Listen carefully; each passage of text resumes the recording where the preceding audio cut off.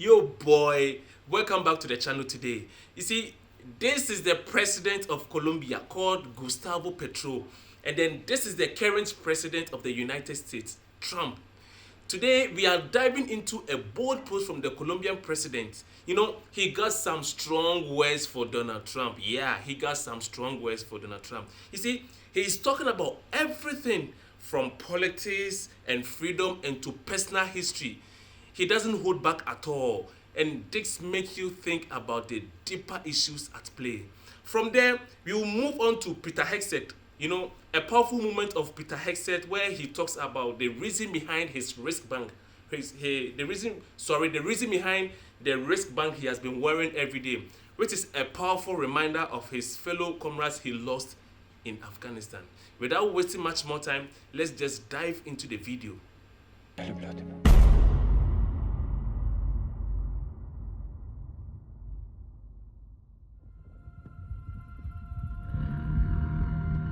Before we dive into the post, we all know what happened between Colombian president and Donald Trump yesterday after Gustavo Petro rejected two deportation flights which was coming in from the United States of America, and then it was stated that it was carrying Colombian criminals.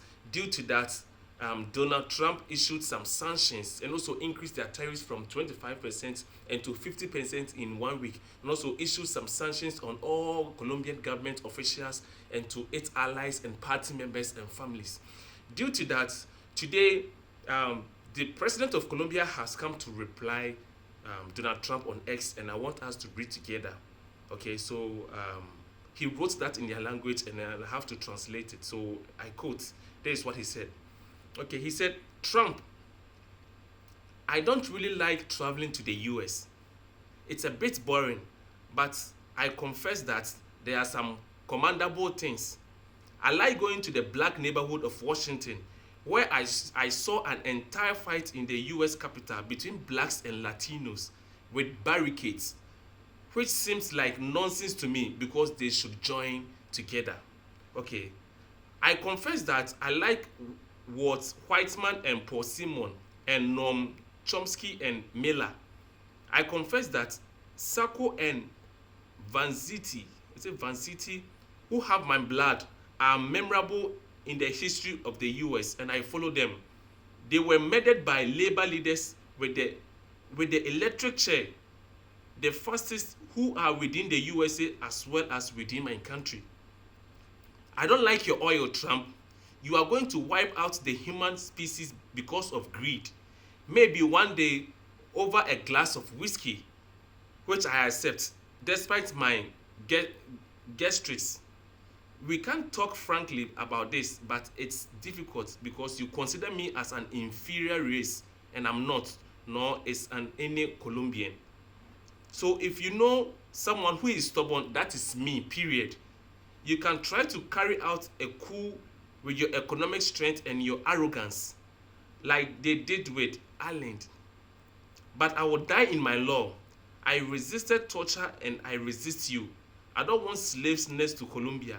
We already had many, and we are freed, and we freed ourselves. What I want next to Colombia are lovers of freedom. If you can't accompany me, I will go elsewhere. Colombia is the heart of the world, and you didn't understand that. This is the land of the yellow butterflies, of the beauty of remedies, but also of the colonials of colonial.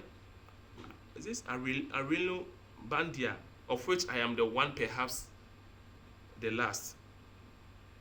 You will kill me, but I will survive in my people, which is before yours in the Americas. We are people of the winds, the mountains, the Caribbean Sea, and of freedom. You don't like our freedom? Okay, I don't want to shake your hands with white slaves. I shake my hands with white libertarian heirs of Lincoln and the black and white farm boys of the US, at whose graves I cried and prayed on a battlefield, which I reached after walking the mountains of Italian.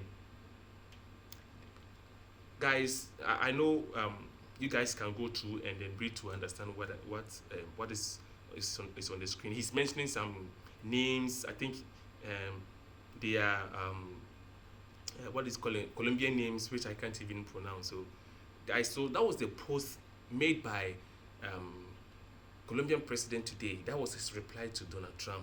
Okay, that was his reply to Donald Trump. So I want you guys to leave your comments, leave your review. I would like to read them. And also, let's move from there and then let's go to Peter Hegseth. Today, Peter Hegseth made a statement, a beautiful statement, and then he talks about the risk. I think it was a reporter who asked him about why he always have this risk, and then he explained that to the reporters, and I want us to listen to what he said about this risk band. This right here is Jorge Oliveira. He was killed in Afghanistan. He was asked about what I wear on my wrist every single day. It was a troop I served with, a soldier I served with in Guantanamo Bay when I was a platoon leader. He was killed in Afghanistan, not in my unit, but when I was there. It's these guys that we do this for, those that have given the ultimate sacrifice. Okay, guys, that is all that I have for you today. Just make sure you like my video. If today is your first time, subscribe to my channel and then stay tuned as I keep uploading more videos for you guys. Thank you for watching.